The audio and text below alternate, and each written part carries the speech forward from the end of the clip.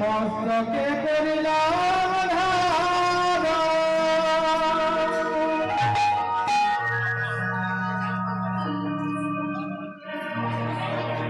আমরা লীলার মধ্যে প্রবেশ করার পূর্বে খানিকক্ষণ গৌরচন্দ্রিকা আস্বাদন করব। গৌরচন্দ্রিকা আস্বাদনের পর আমরা লীলার মধ্যে প্রবেশ করব, কারণ গৌরহরির কৃপা না হলে তো গোবিন্দের কৃপা হবে। তাই আমরা প্রথমে সবাই মিলে গৌরচন্দ্রিকা আস্বাদন করব। সবাই মিলে আমার হরিধ্বনি দিয়ে সমর্থন করবে।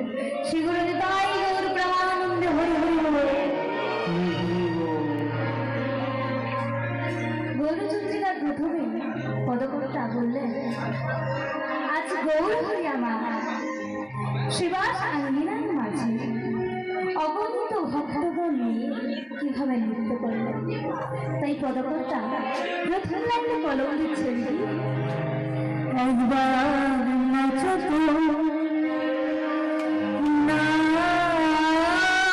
নাচো তো